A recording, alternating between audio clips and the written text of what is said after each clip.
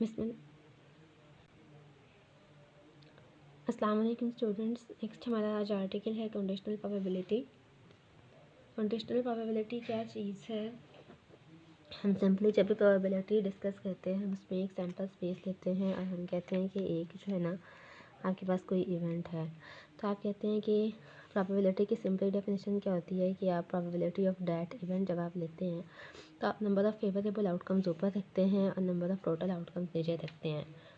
तो ये प्रोबेबिलिटी कि उस इवेंट में आने वाले जो एलिमेंट्स हैं वो उनकी तादाद ऊपर होती है, टोटल सैम्पल स्पेस की तादाद नीचे होती है। प्रोबेबिलिटी आप निकाल लेते हैं। अब आते हैं कंडीशनल प्रोबेबिलिटी पे। कंडीशनल प्रोबेबिलिटी का कॉन्सेप्ट जो है वो किस तरह से अराइज हुआ?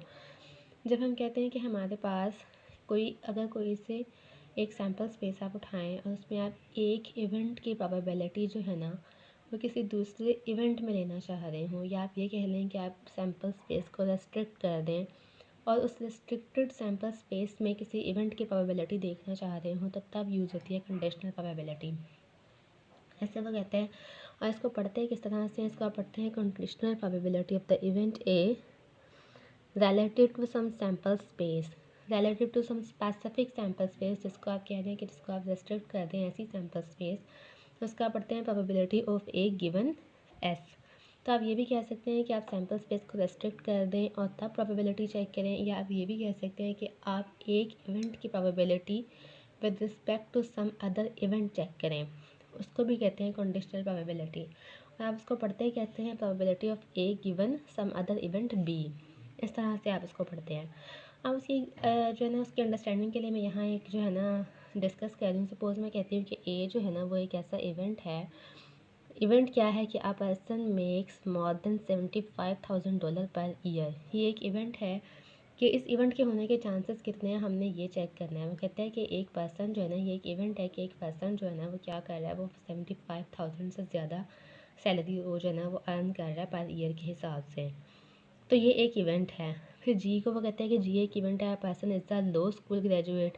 एल एक इवेंट है, that a person is license to practice law. E एक इवेंट है, person is actively engage in practice of law. अब उसने फिलहाल ये सारे के सारे इवेंट्स दे दिए हैं। अब वो कहते हैं अगर हम इस तरह से लिखें पी ए स्लैश ऐसे डालें और साथ में जी लिखें, इसका मतलब होता है probability of A given G. Basically conditional probability को शो करने की नोटेशन है probability of A given G. इससे मुराद क्या है? जब आप इस तरह से लिखेंगे तो इसका क्या मतलब होगा कि आप क्या देखना चाह रहे हैं? ये किसको शो करता है? ये प्रोबेबिलिटी को शो करता है। इसका प्रोबेबिलिटी डाटा। अब आप ये देखें, आपने क्या देखा था? ए क्या इवेंट था कि एक पर्सन जो है वो 75,000 से ज़्यादा सैलरी ले रहा है पर ईयर। हाँ जी, क्या इवेंट था? Person is a law school graduate. अब उसने क्या कहा कि आपने गिवन आपके पास जी है, प्रोबेबिलिटी आपने ए इवेंट की फाइंड करनी है। इसको आपने as a sample space treat करना है जी को। तो आपके पास सैम्पल स्पेस क्या है? वो सारे के सारे लोग जो कि क्या हैं, लॉ स्कूल ग्रेजुएट हैं। तो आपने प्रोबेबिलिटी चेक करनी है इन सब लोगों में, मतलब सैम्पल स्पेस इसको आपने कंसिडर करना है। आपने क्या करना है, इन सारे लोगों में से उन प्रोबेबिलिटी चेक करनी है कि वो लोग कितने हैं जो 75,000 से ज़्यादा सैलरी ले रहे हैं। तो उसने क्या कहा कि जब भी आप इस तरह से लिखेंगे तो आप प्रोबेबिलिटी ए की चेक कर रहे हैं, गिवन क्या है? जी है। मतलब ये किसकी probability? Is the probability that a law school teacher या law school graduate makes more than 75,000 per year. मतलब आपने प्रोबेबिलिटी किसकी चेक करनी है? लॉ स्कूल ग्रेजुएट की, कि वो लॉ स्कूल ग्रेजुएट किस हद तक लॉ स्कूल ग्रेजुएट है, मतलब कितने इतने लॉ स्कूल ग्रेजुएट हैं जो क्या ले रहे हैं? 75,000 से ज़्यादा पर ईयर सैलरी ले रहे हैं। तो ये आपको पता चला कि इस सैम्पल स्पेस में से इवेंट ये है कि जिनकी सैलरी क्या हो? मोर देन 75,000 हो। और सैम्पल स्पेस कौन सी है? मतलब अपने लोग कौन से कंसिडर करने हैं? लोग वो हैं सारे के सारे जो जी इवेंट के लोग हैं, मतलब लॉ स्कूल ग्रेजुएट हैं। तो ये आपको बताने के लिए था बेसिकली। सिमिलरली आप ये अगर आप यहाँ लिखिए पी ए एल, तो आप क्या चेक करेंगे? ए जो है उसकी प्रोबेबिलिटी चेक करनी है, और एल क्या है? जो एल है वो सैम्पल स्पेस के तौर पर ट्रीट होगा। मतलब आप क्या कहेंगे कि आप वो सारे लोग कंसिडर करेंगे जिनको they are licence to practice law, मतलब जिनको लाइसेंस मिला हुआ है लॉ को प्रैक्टिस करने का। तो वो कहता है कि फिर आप वो सारे के सारे सैम्पल स्पेस में ये सारे लोग देखेंगे और आप प्रोबेबिलिटी चेक करेंगे उन लोगों की जो 75,000 से ज़्यादा सैलरी ले रहे हैं। तो यहाँ पर भी ये चीज़ है कि ये किस probability is the probability that a licensed person in practice in law जो है ना उसकी वो कितनी सैलरी जो है ना गेन कर रहा है। तो ये इस चीज़ को शो करती हुई है। अब इसके बाद इसी तरह से रिलेटेड एक एग्जांपल है, उस पर आ जाएं। उसने कहा कि आपके पास बेसिकली क्या है कि एक पर्सन जो है ना एक रिसर्च के बारे में, एक रिसर्च ऑर्गेनाइजेशन है जो रिसर्च कर रही है किस पे, ये एग्जांपल है, ये आपकी बुक में गिवन है। मैं फ़िलहाल आपको यहाँ इसका थोड़ा सा जो है ना वो ब्रीफली व्यू बता रही हूँ कि ब्रीफली वो क्या है। वो कहता है कि एक रिसर्च ऑर्गेनाइजेशन है, वो एक स्टडी करती है ओवरऑल कि जो है ना एक बिजनेस जो है ना, यहाँ से आपको मैं इस पे से पढ़ें। उसे कहा a consumer research organisation has studied the services under warranty provided by 50 new car dealers in a certain city. Basically वो किस पे रिसर्च कर रही है, जो रिसर्च ऑर्गेनाइजेशन है वो रिसर्च कर रही है न्यू कार डीलर्स पे, और टोटल उनकी तादाद कितनी है 50। उन्होंने 50 न्यू कार डीलर्स पे रिसर्च की, और किस चीज़ पे रिसर्च की कि वो कितनी जो सर्विसेज प्रोवाइड कर रहे हैं अंडर वारंटी, उन सर्विसेज पर उसने अंडर वारंटी प्रोवाइड की जाने वाली services by 50 new car dealers, उन्होंने इस पर रिसर्च की। उन्होंने एक टेबल दिया, उन्होंने उस पूरी इन्फॉर्मेशन को जो उन्होंने रिसर्च किया और उनको इन्फॉर्मेशन मिली, उस सारी इन्फॉर्मेशन को उन्होंने समराइज़ किया। उन्होंने कहा कि टोटल 16 ऐसे कार डीलर्स हैं जो कि जो है ना कार 16 ऐसे कार डीलर्स हैं जो कि क्या कर रहे हैं, मोर देन 10 ईयर्स और मोर, वो बिज़नेस में हैं 10 ईयर्स या उससे ज़्यादा टाइम से बिज़नेस में हैं वो कार डीलर्स, और क्या कर रहे हैं, गुड सर्विस अंडर वारंटी, मतलब अच्छी सर्विस प्रोवाइड कर रहे हैं अंडर वारंटी। 4 ऐसे हैं जो 10 साल से ज़्यादा से सर्विस में हैं लेकिन पुअर सर्विस प्रोवाइड कर रहे हैं। उसके बाद उसने कहा कि 10 ऐसे हैं जो 10 साल से लेस ईयर्स में, 10 साल से कम अरसे की सर्विस में हैं, और लेकिन वो क्या कर रहे हैं, वो गुड सर्विस प्रोवाइड कर रहे हैं। और 20 ऐसे हैं जो 10 साल से कम अरसे की सर्विस में हैं लेकिन क्या है, पुअर सर्विस प्रोवाइड कर रहे हैं। तो ये उसने ओवरऑल 50 जो कार डीलर्स थे उनके बारे में डाटा दिया है कि कौन जो है वो अच्छी सर्विस दे रहा है, कौन अंडर वारंटी और मोर देन 10 ईयर्स का उसका काम है, और कौन है जो गुड पुअर सर्विस दे रहा है और उसका काम भी लेस देन 10 ईयर्स है। तो हमने एक डाटा दे दिया। अब हमने क्या चेक करना है, क्वेश्चन नंबर 1 है what is the probability that he gets one who provides good service under warranty. मतलब क्या प्रोबेबिलिटी है कि उन 50 में से हम क्या लिखे, वो वाले जो सारे जो हु प्रोवाइड्स गुड सर्विस, जो कि गुड सर्विस प्रोवाइड कर रहे हैं अंडर वारंटी, जो under warranty good service provide कर रहे हैं। अब यहाँ से आप देखें जो गुड सर्विस प्रोवाइड कर रहे हैं वो कुल मिला के हमारे पास कितने हैं, यहाँ से जो गुड सर्विस उन्होंने प्रोवाइड किया वो हमारे पास कुल मिला के यहाँ से आ रहे हैं 26 आ रहे हैं। और उसने कहा अंडर वारंटी, अब अंडर वारंटी गुड सर्विस वाले ये थे, आपने टोटल काउंट कर लिए, टोटल आपके पास 50 हैं। तो आप क्या करेंगे, आपके पास आपने प्रोबेबिलिटी यही चेक करनी थी कि what is the probability that total आपके पास 50 थे कार डीलर्स, उनमें से कौन से ऐसे हैं कि what is the probability that he gets who provides good service under warranty, जो गुड सर्विस प्रोवाइड करते हैं। तो वो आपके पास गुड सर्विस अंडर वारंटी वाले ये थे, आपने टोटल 26 इससे डिवाइड करके देखें तो आपके पास जो है ना वो रिज़ल्ट आ जाएगा। जो प्रोबेबिलिटी आपको फाइंड करने के लिए कही हुई है वो प्रोबेबिलिटी यहाँ से फाइंड हो जाएगी। ये तो था फर्स्ट क्वेश्चन का। अब वो कहते हैं second question, also if a person randomly selects one of the dealers who has been in business for 10 years और मोर। हम उसने कहा, एक तो उसने कहा if a person randomly selects one of the dealers who has been in business for 10 years और more, what is the probability that he gets one who provides good service under warranty. अब देखिए उसने sample space को restrict कर दिया है। अगर आप इस चीज़ को ज़रा गौर से देखें, उसने कहा if a person randomly selects one of the dealers who has been in business for 10 years और मोर, जो 10 ईयर्स या ज़्यादा से बिजनेस में है वो सिर्फ ये वाले हैं, नीचे वाले जो हैं वो लेस दैन 10 ईयर्स वाले हैं। तो जो 10 ईयर्स या ज़्यादा से हैं वो ये वाले हैं। फिर उसने आगे प्रोबेबिलिटी किस चीज़ की पूछी, उसने सैम्पल स्पेस को पहले रेस्ट्रिक्ट किया, फिर उसने पूछा what is the probability that he gets one who provides good service under warranty, मतलब गुड सर्विस वाले अब सिर्फ ये वाले हैं। तो उसने क्या किया, इवेंट उसने ये वाला ले लिया गुड सर्विस अंडर वारंटी वाला, सैम्पल स्पेस उसने ये टोटल ले ली, मतलब 16 + 4 करके 20 जो है वो सैम्पल स्पेस में आ रहे हैं और गुड सर्विस वाले क्या आ रहे हैं 16 आ रहे हैं। तो इस तरह से जब आप करेंगे तो आपको क्या मिलेगा। अब आपने बेसिकली ये क्या किया, आपको मैंने ये बताया कि यहाँ उसने कंडीशनल प्रोबेबिलिटी वाला कॉन्सेप्ट यूज़ किया, उसने यहाँ सैम्पल स्पेस को रेस्ट्रिक्ट कर दिया है और उस सैम्पल स्पेस में से फिर मज़ीद कोई एक इवेंट बताया कि उसकी प्रोबेबिलिटी आप चेक करें। तो ये तो उसने यहाँ तक, अब ये तो था कि हमें खुद से समझ आ गई कि उसने जो है ना सैम्पल स्पेस को कहाँ तक रेस्ट्रिक्ट किया और इजी वे था, हमने उसको कर लिया। यहाँ से 16/20 हुए, आपके पास जो रिज़ल्ट आएगा वो यहाँ से जो भी आए वो इसका इस वाले का आंसर है। लेकिन यहाँ से जब वो प्रोबेबिलिटी की डेफिनेशन देता है, सॉरी कंडीशनल प्रोबेबिलिटी की जब डेफिनेशन देता है, तो वो कंडीशनल प्रोबेबिलिटी की डेफिनेशन को हमने इसको डायरेक्ट वे में यहाँ अप्लाई किया है। लेकिन एक्चुअली कंडीशनल प्रोबेबिलिटी की डेफिनेशन क्या है, वो कहता है कि if A and B are any two events in a sample space S and probability of A not equals to 0, the conditional probability of B given A। अब वो कहते हैं कि प्रोबेबिलिटी उसने जैसे मैंने आपको बताया था कि हम एक इवेंट, एक तो होता है कि हम सैम्पल स्पेस को रेस्ट्रिक्ट कर दें, दूसरा हम ये कहते हैं कि एक इवेंट की प्रोबेबिलिटी को with respect to some other event लें।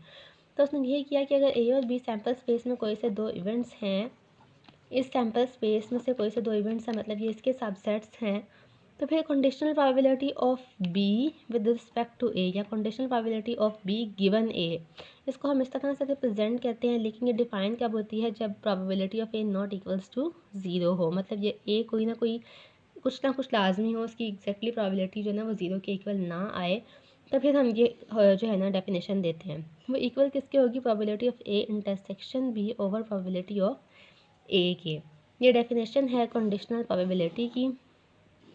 ये आप यहाँ से भी चेक कर सकते हैं, आपको जो मैंने पीछे यहाँ से करवाया ये आपकी बेसिकली प्रोबेबिलिटी की डेफिनेशन है। इसी डेफिनेशन को मैं पिछली एग्जांपल से जब अप्लाई करती हूँ, आप यहाँ से भी देख सकते हैं। आपके पास जब आपने ये क्वेश्चन नंबर 2 यहाँ से किया, आपने कहा if a person randomly selects one of the dealers who has been in business for 10 years or more, तो आप पहले इसको जो है ना इवेंट ए कंसिडर करें, मतलब इसको सैम्पल्स ये वाला जो पार्ट है, इसने पार्ट को आप इवेंट ए कंसिडर करें, और ये जो पार्ट है कि one who provides good service, इसको इवेंट बी कंसिडर करें।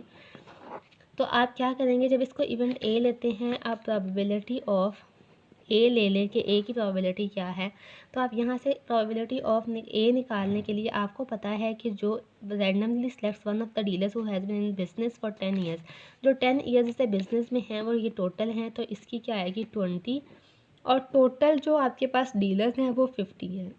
यहाँ से प्रोबेबिलिटी निकालें। दूसरा आपके पास जो इवेंट बी है इस पे आ जाएं। इवेंट बी क्या है, what is the probability if he gets one more provides good service under, जो गुड सर्विस प्रोवाइड कर रहे हैं अंडर वारंटी। आप गुड सर्विस जो अंडर वारंटी प्रोवाइड कर रहे हैं,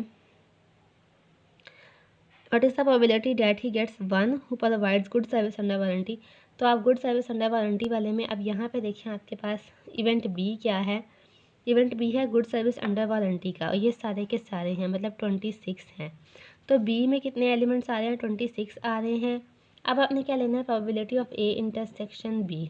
अब अगर आप यहाँ से देखें बी में ये सारे आ रहे हैं, जबकि ए में सिर्फ ए में जो है वो ये वाले आ रहे हैं, तो इनके इंटरसेक्शन में सिर्फ ये 16 आएंगे। तो probability of A intersection B में 16/50 करें, यहाँ से रिज़ल्ट निकालें, जो रिज़ल्ट आए उसको इस कैलकुलेशन में पुट कर दें, यहाँ से आपके पास प्रोबेबिलिटी ऑफ बी गिवन ए आ जाएगी।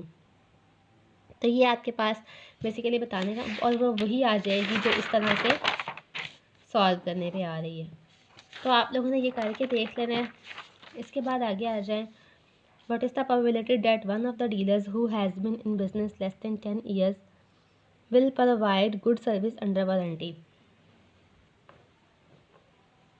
ओके, अब यहाँ से देखें, what is the probability that one of the dealers who has been in service less than 10 years. अब जो लेस देन 10 ईयर्स वाले हैं वो ये सारे हैं, टोटल कितने बनते हैं 30, ठीक है।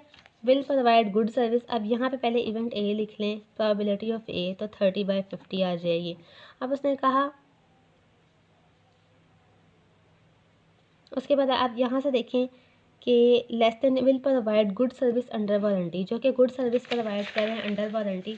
अब गुड सर्विस वाले कौन से हैं, गुड सर्विस वाले ये दोनों हैं, तो आपके पास क्या आएगा 26/50। फ़िलहाल आप यहाँ से बी आपके पास क्या है 26 से आ रहे हैं टोटल, लेकिन आपको चाहिए P of A intersection B. B में 26 आ रहे हैं, ये वाले बी में 26 आ रहे हैं और ए में ये दोनों आ रहे हैं, तो दोनों में से कॉमन क्या है, ये 10। P of A intersection B जो है वो 10 डिवाइडेड बाय 50 आएगा। तो यहाँ से आपके पास क्या है 10 डिवाइडेड बाय 50। इसको सॉल्व करें P of B given A, यहाँ पुट करें P of A intersection B divided by P of A, तो यहाँ क्या आएगा 10 by 50 divided by 30 by 50, 10 by 30, 1 by 3। तो ये आपके पास रिजल्ट आ जाएगा। इसके बाद आगे चलें। ओके, ये एग्जांपल थोड़ी सी जो है ना समझ के करें, आपको ये पहले भी हमने पढ़ी हुई है। उसने कहा है with reference to the loaded die of example 9। Example 9 में हम एक लोडेड डाई की बात कर चुके हैं, जिसमें हमने कहा था कि हमें पता है कि डाई में क्या आता है 4, 5, 6। अब वो चूँकि लोडेड डाई था तो उसने कहा था कि वो लोडेड भी इस तरह से है कि हर ऑड नंबर के लिए जो है ना, ऑड नंबर जो है ना वो 2 दफ़ा अपीयर होता है। जब अगर आपके पास इवन नंबर 1 दफ़ा अपीयर होता है तो ऑड नंबर कितनी दफ़ा 2 दफ़ा अपीयर होगा। तो हम कर चुके थे कि हमने लेट कर लिया था कि अगर एक इवन नंबर की प्रोबेबिलिटी जो है वो 2W है तो एक ऑड नंबर की 2W है। तो हमने यहाँ से जब रिज़ल्ट निकाला था हमने ओवरऑल डिसाइड यहाँ पे चेक कर लिया था कि हमारे पास टोटल प्रोबेबिलिटी क्या आती है। वो आपके पास वो आती है जी 1 बाय, हमने चेक कर लिया था कि हर एक एलिमेंट की पावर, आप लोग इसको वहाँ से एग्जाम्पल को दोबारा जाके देख लें। आपके पास यहाँ से 2/9, फिर 1/9, 2/9, 1/9, 2/9 और 1/9 आपने बेसिकली वहाँ से निकाल लिया था कि इसके हर एक आउटकम की प्रोबेबिलिटी अलग अलग आपके पास ये आ जाती है। तो ये जब इन सब की प्रोबेबिलिटी हो गई, उसके बाद देखिए वो कहता है what is the probability that the number of points rolled is a perfect square. ठीक है, also what is the probability that it is perfect square given that it is greater than 3। अब देखिए उसने गिवन डेट में क्या कर दिया, greater than 3। हम जब भी पी ऑफ बी गिवन ए लेते हैं तो ए वाला जो है वो गिवन होता है, यानी कि हम ए को अगर देखना चाह रहे हैं, ए इवेंट क्या है, ए इवेंट है कि इट इज़ ग्रेटर देन 3। इनमें से ग्रेटर देन 3 में कौन कौन से हैं, 4, 5, 6, तो वो पहले लिख लें। फिर अब बी वाले में चेक कर लें, उसने कहा है बी वाले में also what is the probability that is a perfect square. अब परफेक्ट स्क्वायर वाला जो है वो बी इवेंट है, तो परफेक्ट स्क्वायर में कौन से हैं, 1 और 4, सिर्फ 1 और 4 के परफेक्ट स्क्वायर बनता है। अब यहाँ से आप देखें, आपने क्या चेक करना है, आपने probability of B given A check करनी है। उससे पहले उसने एक चीज़ और भी पूछी है, उसने पूछा what is the probability that the number of points sold is a perfect square, मतलब आपको खाली प्रोबेबिलिटी ऑफ बी भी चाहिए। ठीक है, अब यहाँ से देखिए आपको दो चीज़ें पूछी हैं, what is the probability that the number of points rolled is a perfect square, मतलब बी वाले की प्रोबेबिलिटी चेक करनी है, ये परफेक्ट स्क्वायर वाला इवेंट है, इसकी प्रोबेबिलिटी चेक करनी है। उसने कहा also what is the probability that it is a perfect square, that it is a perfect square B वाला event given that it is greater than C, given that it is greater than C. तो एक आपने conditional probability check करनी है और एक आपने ये चेक करना है। जब आप प्रोबेबिलिटी ऑफ बी चेक करते हैं तो प्रोबेबिलिटी ऑफ बी तो आपको सिंपली पता है कि 2 एलिमेंट्स की है, यानी probability of 1 plus probability of 4। 1 की 2/9 है, इसकी 1/9 है, आपके पास टोटल 3/9 आ जाएगी। तो ये आपके पास क्या आ जाएगी, 1/3। अब यहाँ से जब आप ये चेक करते हैं, ये आपके पास इक्वल किसके है, B probability of A intersection B divided by probability of A. अब probability of A intersection B यहाँ से निकालें, आपके पास 4 के इक्वल आएगा। तो अब अगर आपके पास यहाँ से ए इंटरसेक्शन बी जो है ये 4 के इक्वल आ रहा है, तो 4 की प्रोबेबिलिटी क्या है, 1/9, और ए की प्रोबेबिलिटी जो है वो क्या है, ए की प्रोबेबिलिटी, ये 3 एलिमेंट्स हैं, ए की प्रोबेबिलिटी यहाँ से आप चेक कर लें तीनों की, इस ए की सिंपली आप यहाँ से प्रोबेबिलिटी ऑफ ए निकालें, वो इक्वल किसके है, 1/9 प्लस 2/9 प्लस 1/9। तो ये किसके इक्वल आया, 1/9 ओवर 4/9। तो ये इक्वल किसके है, 1/4 के। तो ये आपके पास टोटल जो है ना ये आ गया। कंडीशनल प्रोबेबिलिटी का कॉन्सेप्ट यूज़ करना है बेसिकली हमने यहाँ सीखा है। तो अभी तक तो हमने देखा कि कंडीशनल प्रोबेबिलिटी क्या होती है। इसके बाद चंद एक एग्जांपल्स हैं वो आपने खुद कर लेनी है।